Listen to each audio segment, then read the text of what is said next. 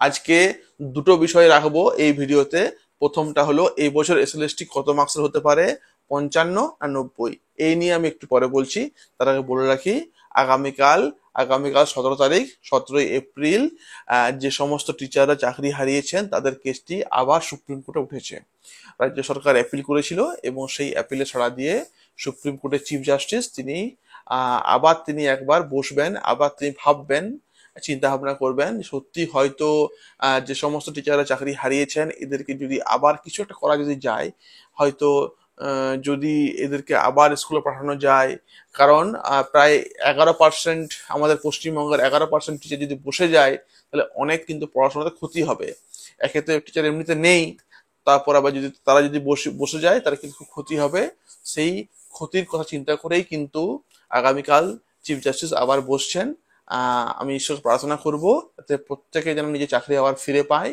হ্যাঁ, যদি যারা আর কি অযোগ্য ওরা যেন শাস্তিও পাক, এটাই আর কি চাইবো। তবে দেখা যাক কালকে যেন শোনাটা সুরাহা আর কি হয়ে যায়, তাহলে কিন্তু ভালো লাগবে সবারই আর কি।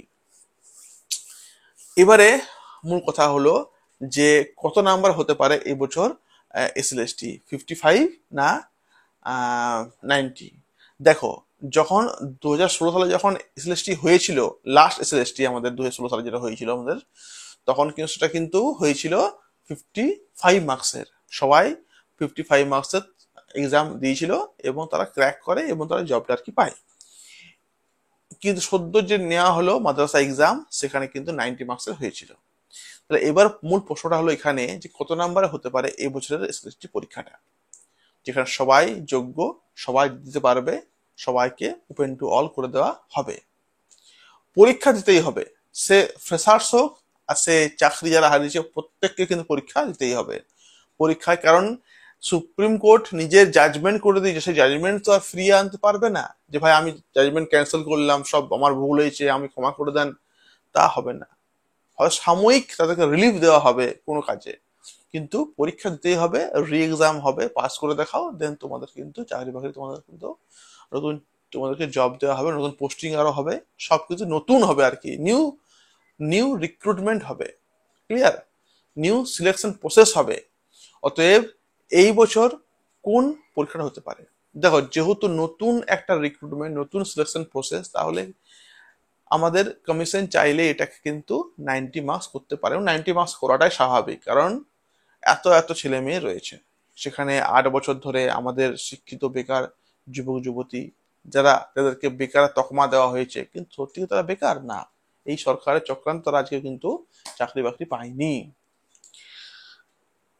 একদিকে রয়েছে এরা, এবারে যারা যারা চাকরি হারিয়েছেন ওরাও আর কি রয়েছে। অতএব হিউজ একটা ক্যান্ডিডেট হবে। তাই 90 নাম্বার ছাড়া কোনো গতি নেই। ইন্টারভিউ থাকবে কিনা সেই নিয়ে পরে জানা যাবে। বয়স তো অবশ্য 40 হবে, বয়সে ছাড় দেওয়া হবে কিছু, সেটাও জানা যাবে নোটিফিকেশন পরে। তাহলে পরীক্ষাটা হবে তোমার 90 মার্কসের হলেই আর কি ভালো, 90 মার্কসের হলেই ভালো, কারণ সদ্য যে হলো মাদ্রাসা 90 মার্কস হয়েছিল, 90 মার্কসের হলেই ভালো, 55 মার্কস না হলেই ভালো। প্রশ্নপত্রের মান কিন্তু বড় হার্ড হবে, প্রশ্নপত্রের মান কিন্তু কঠিন হবে, মানে প্রশ্নপত্রটা সহজ হবে না। সহজ হলে কিন্তু এতজনকে নেওয়া, বাছাই করা বড়ই মুশকিল। অতএব 90 মার্কসের হবে, প্রশ্নপত্র কঠিন হবে। আহ এর মধ্যে যে লাগাবাসা লাগিয়ে নেবে, যে লাগাবাসা লাগিয়ে নেবে। ইন্টারভিউ থাকবে কিনা এইগুলো কিন্তু কিছুই এখন জানা যাবে না যতক্ষণ না বার হয় নোটিফিকেশন। তো প্রত্যেকে বলবো ওয়েট করো নোটিফিকেশনের জন্য। অবশ্যই আর কি নোটিফিকেশনের জন্য অবশ্যই সবাই চেয়ে রয়েছে, আমিও চেয়ে রয়েছি সবাই। কারণ আমরা এখান থেকে বাংলার উপরে নোটস দিচ্ছি, অনেকের নোটস নিয়েও নিচ্ছে। যে চাইছো সে নোটস কিন্তু নিতে পারো আমাদের এখান থেকে, বিএস একাডেমি থেকে। ঠিক আছে, তো প্রত্যেক পড়াশোনা করো, এটাই বলবো। আর এটুকুই রাখবো ভিডিওতে। পারলে লাইক করতে পারো, সাবস্ক্রাইব করবে, সঙ্গে থাকো বিএস একাডেমিতে। Thank you everyone.